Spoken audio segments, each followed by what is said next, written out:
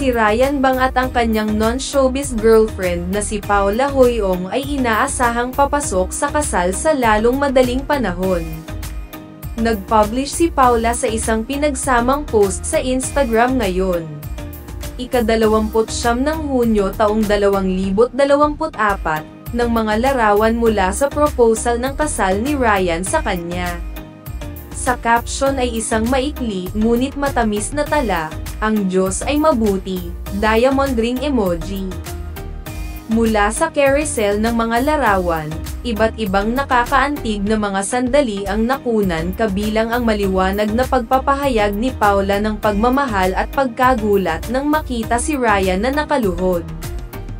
Nang mag-oo si Paula, kinulong siya ng It's Showtime host sa isang mahigpit na yakap sa pamamagitan ng kanyang nakakalokong ngiti mula tenga hanggang tenga.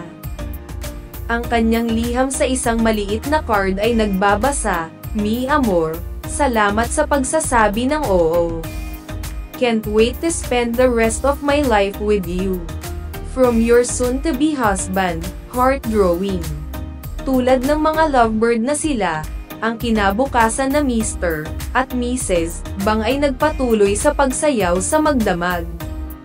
Masigla ang pakiramdam ng maligaya habang sinalubong ng mga mahal sa buhay nina Ryan at Paula ang kanilang milestone sa relasyon ng may mga supportive na tagay at mensahe.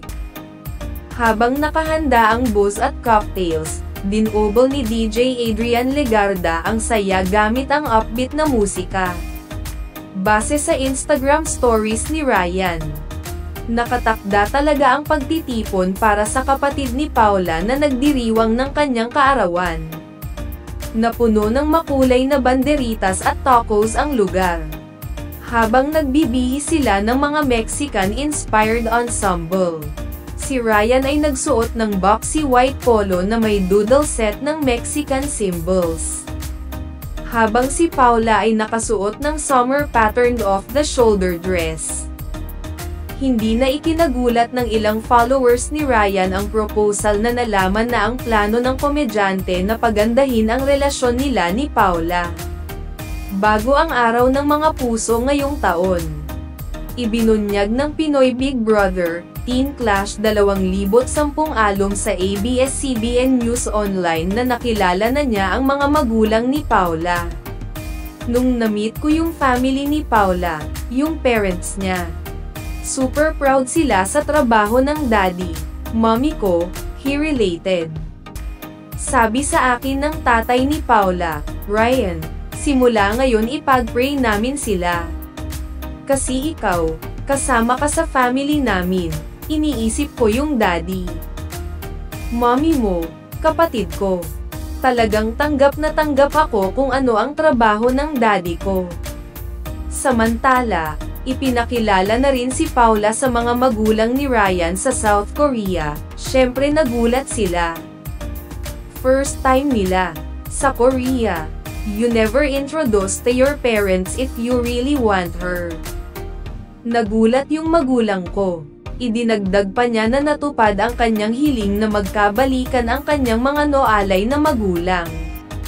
Yun yung best feeling ever. Wini-wish ko yun.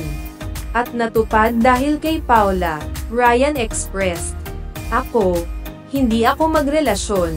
Sa edad ko na 32, ayaw kong magkaroon ng love life kung wala akong plano, he admitted. Hindi ko pipiliin siya. Hindi ko ipapakilala sa It's Showtime family, lalo na kina Mommy Vice, Ganda, sa mga hosts, kung wala akong plan or future with her. May plan talaga ako. Unang ibinunyag ni Ryan ang kanyang relationship status noong August 29, 2023, nang i-announce niya sa madlang people, sa It's Showtime na taken na siya. Gusto kong sabihin sa aking, It's Showtime family, sa harap ninyo, mommy, daddy, kay kuya ko, ate ko, Chang, may girlfriend na ako. Sobra kong saya kasi ang tagal kong naging single tapos ngayon may girlfriend na ako.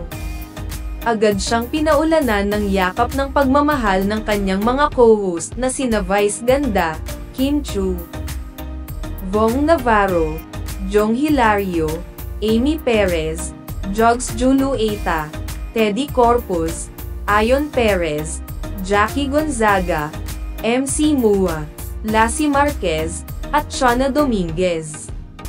Huwag kalimutan mag-like, share, comment at subscribe sa channel na ito for more showbiz updates.